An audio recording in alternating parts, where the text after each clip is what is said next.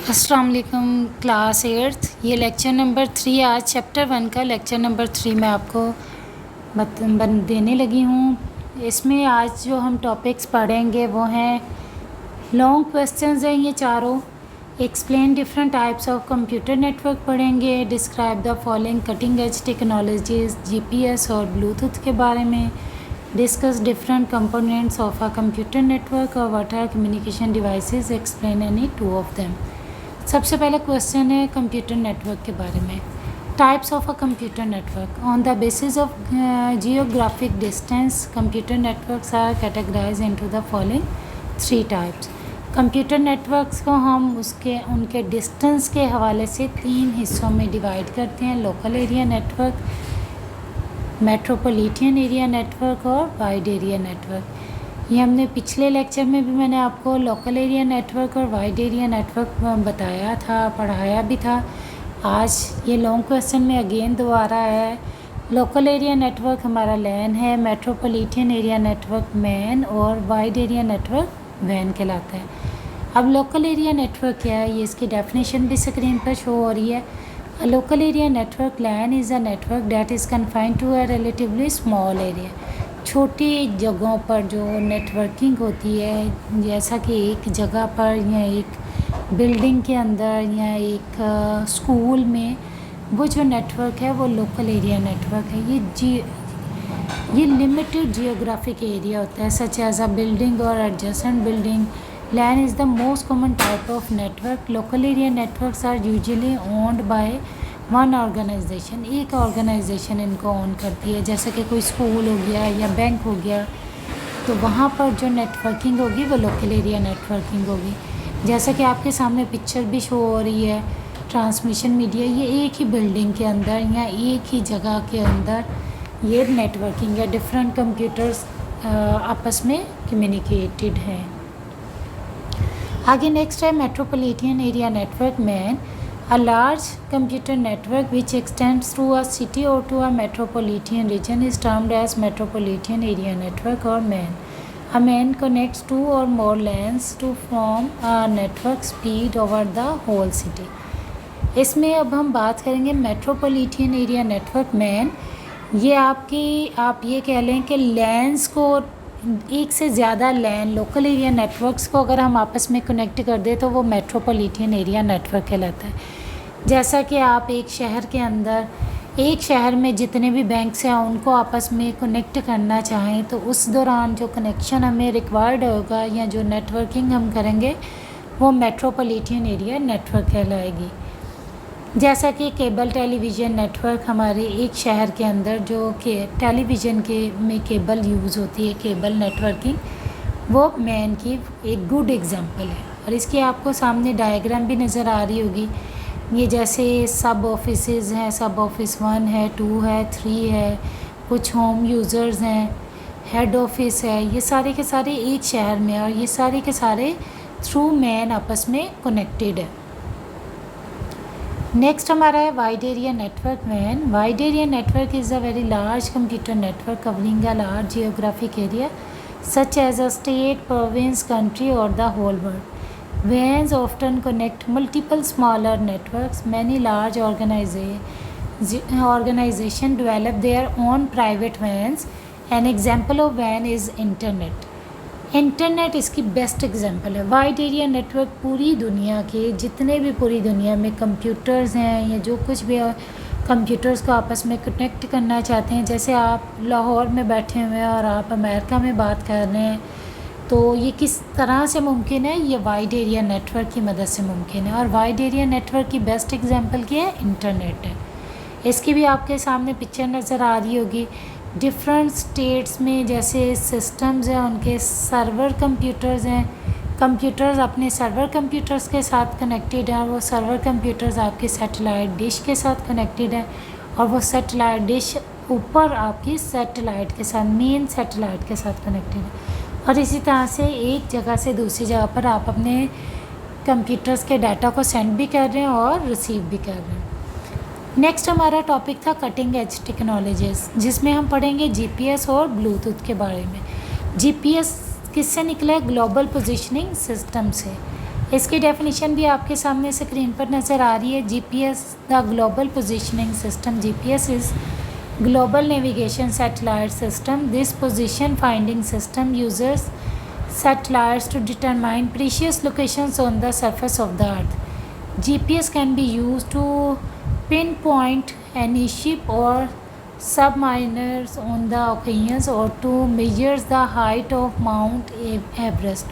It can also be used by armed forces, scientists, fishermen, climbers, hikers, and anyone who wants the accurate location and time information. GPS नाम से ज़ाहिर है global positioning system है। ये एक satellite system है। Satellite के ज़रिए आप ज़मीन के किसी भी हिस्से की पोजीशन को पॉइंट आउट करें, किसी पिन पॉइंट को फोकस करना चाहते हैं। ये ज़्यादातर कहाँ कहाँ यूज़ होता है, कौन कौन लोग यूज़ कर सकते हैं, जैसे कोई हाइकर है या कोई इन्वेस्टिगेटर टीम है या साइंटिस्ट है या फिशमैनर है या आर्मी फ़ोर्स के लोग हैं जो कि किसी ख़ास लोकेशन को ट्रेस करना चाहते हैं, तो उसके लिए जीपीएस की ज़रूरत उन्हें महसूस होती है। इसकी फिगर भी आपके सामने नज़र आ रही होगी, जैसे पुलिस वैन है, स्टोलन व्हीकल है, और ये बिल्डिंग है, अर्थ स्टेशन है, फिर जीपीएस रिसीवर है, कुछ सैटेलाइट्स आपको नज़र आ रही हैं, बेस स्टेशन भी है। ये सारे के सारे बेस स्टेशन से और बेस स्टेशन से ये सैटेलाइट्स के पास जा रहे हैं सिग्नल, और ये जीपीएस रिसीवर इनको रिसीव कर रहे हैं। नेक्स्ट हमारा था Bluetooth. Bluetooth is a wireless technology for exchanging data between different devices over short distance. It can connect several devices to communicate with each other wirelessly. Networks are usually formed temporarily from portable devices such as cellular phones, handheld computers and laptops. Bluetooth आपने अक्सर use किया होगा। Bluetooth क्या होता है, short distance पर data को travel करने में आसानी देता है। जैसे एक डिवाइस से दूसरी डिवाइस, अगर मैं अपने सेल फ़ोन में ब्लूटूथ ऑन करती हूँ और मैं अपनी फ्रेंड के भी ब्लूटूथ ऑन करके, तो मैं अपने मोबाइल का डाटा उसके मोबाइल पर सेंड कर सकती हूँ अपने फ्रेंड के, और फ्रेंड के मोबाइल से डाटा अपने मोबाइल पर वापस भी रिसीव कर सकती हूँ। मीन्स शॉर्ट डिस्टेंस पर। इसके लिए सिस्टम्स एक दूसरे के पास होने चाहिए, तभी आपका ब्लूटूथ के ज़रिए डाटा को सेंड भी कर सकेंगे और रिसीव भी कर सकेंगे। ये आपके सामने पिक्चर भी बनी हुई है, ब्लूटूथ का ऐसा सिंबल होता है जैसा सामने नज़र आ रहा है आपको। Bluetooth offer service like file sharing, voice transport and for connecting device like mouse, keyboard etcetera. आगे नेक्स्ट हमारा है कंपोनेंट्स ऑफ कंप्यूटर नेटवर्क्स। अब कंप्यूटर नेटवर्क्स कौन कौन से हैं? अ computer network consist of the following four basic components: sending device, receiving device, communication device और transmission media. ये आपके सामने पिक्चर भी है। एक हमारे पास दो कंप्यूटर्स हैं, एक को हम सेंडिंग कंप्यूटर कह रहे हैं, एक को रिसीविंग कंप्यूटर कह रहे हैं। दरमियान में मॉडम है और जो वायर है उसे हम ट्रांसमिशन मीडिया कह रहे हैं। अब सेंडिंग डिवाइस जो कंप्यूटर डाटा को सेंड करेगा वो सेंडिंग डिवाइस है, जो कंप्यूटर डाटा को रिसीव करेगा वो हमारा रिसीविंग डिवाइस है। अब ये तो पिक्चर थी, अब हम इसकी डेफिनेशंस पढ़ेंगे। सेंडिंग डिवाइस है device which is use to send messages, data or information to other devices connected to a network is called a sending device. In a computer network, a sending device is usually a computer.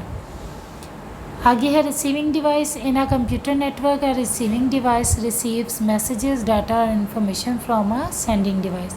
Receiving device receive करती है data को और messages को और information को। कहाँ से? Sending device से receive करती है।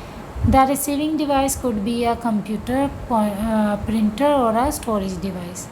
Communication device क्या आती है? Communication device are used for communication between the computer and the other devices. Communication device computers और दूसरी devices के दरमियान में राब्ता कायम करती है। Modem is a popular communication device which is used for internet communication. Modem आपके पास एक पॉपुलर कम्युनिकेशन डिवाइस है जो कि इंटरनेट कम्युनिकेशन के लिए इस्तेमाल किया जाता है। नेक्स्ट हमारे पास आता है transmission media. Transmission media is the channel और path through which the data और information is transfer from one place to another in a computer network, networks are connected by wired और वायरलेस ट्रांसमिशन मीडिया। अब दो computers हैं या दो से ज़्यादा कंप्यूटर्स हैं और वो आपस में डाटा को किस तरह से ट्रांसफ़र करेंगे, सेंड करेंगे, रिसीव करेंगे, तो उसके दरमियान में कोई ना कोई वायर होगी या वायर के बगैर। तो वो जो मीडियम है उसे हम कहते हैं ट्रांसमिशन मीडियम, क्योंकि उसकी मदद से हम डाटा को एक लोकेशन से दूसरी लोकेशन पर सेंड भी कर सकते हैं और रिसीव भी कर सकते हैं। नेक्स्ट हमारा है डायल-अप मॉडेम।